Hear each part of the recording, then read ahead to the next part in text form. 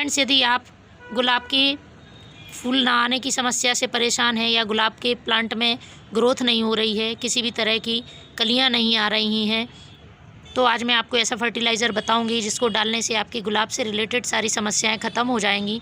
यह एक organic fertiliser है और इसका हमारे प्लांट्स पे कोई भी साइड इफ़ेक्ट नहीं होता है।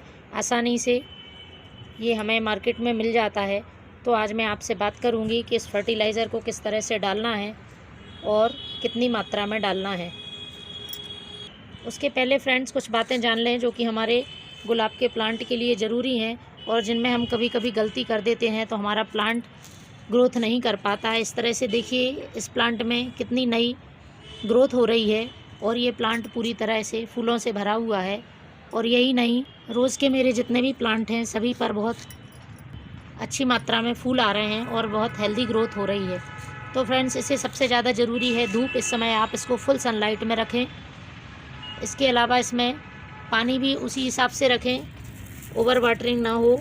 इस तरह से ड्राई भुरभुरी मिट्टी होनी चाहिए जिससे कि हमारे प्लांट की रूट अच्छी तरह से डेवलप होती रहें। और जब भी आप पानी डालें प्लांट में तो कोशिश करें कि स्प्रेयर द्वारा पानी डालें जिससे हमारी ये जो लीफ हैं इन पर किसी तरह की धूल ना जमे और ये अपनी चमक ना खोएं, इसी तरह से चमकती रहें और हेल्दी बनी रहें। अब बात कर लेते हैं हम उस फर्टिलाइज़र की। तो फ्रेंड्स, सबसे पहले आप महीने में एक बार इस प्लांट में मिट्टी में गुड़ाई ज़रूर कर दें। गुड़ाई करने के बाद ही आप फिर फर्टिलाइज़र का यूज़ करें। तो मैं बात कर रही हूँ, ये सीवीड फर्टिलाइज़र है जो कि दोनों फॉर्म में आता है, लिक्विड फॉर्म में भी आता है और सॉलिड फॉर्म में भी आता है। आप इसे ऑनलाइन भी परचेज़ कर सकते हैं, अपने लोकल मार्केट में किसी भी खाद बीज वाली दुकान से ले सकते हैं।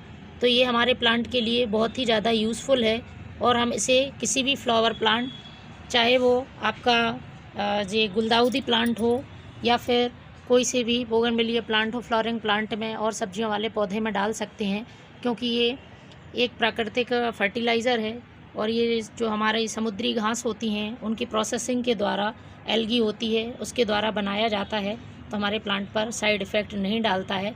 बस इसके डालने की आप प्रोसेस जान लीजिए कि किस तरह से डाला जाता है। तो इसे हम दो तरह से यूज़ कर सकते हैं। एक, हम इसको स्प्रे भी कर सकते हैं या फिर हम यूं ही सॉइल में भी डाल सकते हैं। तो इसके लिए आपको लेना है, ये मेरे पास मेजरिंग कप है, इससे आप 2 ml के आसपास इसमें ये सीवीड फर्टिलाइज़र डाल लें और उसके बाद इसे 1 लीटर पानी में घोल दें। इस तरह से इसे अच्छी तरह से मिक्स कर लें। अब इसका आप दोनों तरह से यूज़ कर सकते हैं, या तो आप इसको लीफ पर स्प्रे कर दें या फिर इसको मिट्टी में डायरेक्ट डाल दें। तो चलिए मैं आपको मिट्टी में डाल के बताती हूँ। ये देखिए मेरा रोज़ प्लांट है, मैं रोज़ प्लांट में डालने वाली हूँ। तो आप इस तरह से डाल दें और भी कोई से प्लांट हो आपके, जो भी फ्लावरिंग प्लांट, तो आप सब में डाल सकते हैं।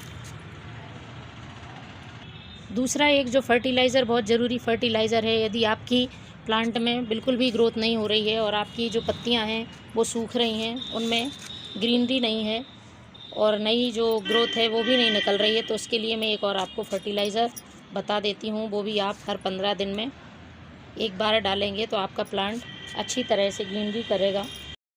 तो ये है मेरे पास एप्सम सॉल्ट। इसे तो आप सभी लोग जानते हैं और ये मार्केट में आसानी से अवेलेबल है, मैग्नीशियम का रिसोर्स है। तो मैग्नीशियम की कमी से जो हमारे प्लांट की लीफ पीली पड़ जाती हैं, प्लांट की ग्रोथ अच्छी तरह से नहीं हो रही है, तो आप मैग्नीशियम से भरपूर ये एप्सम सॉल्ट को यूज़ कर सकते हैं। इसको 1 लीटर पानी में आधी चम्मच मैंने एप्सम सॉल्ट मिलाया, इसको अच्छी तरह से मिक्स करके और आप डायरेक्ट सॉइल में डाल सकते हैं या फिर स्प्रे भी कर सकते हैं। तो फ्रेंड्स, इसका यूज़ भी आप मंथ में एक बार करिए। ये सारे हमारे फ्लावर प्लांट के लिए यूज़फुल है। Thank you.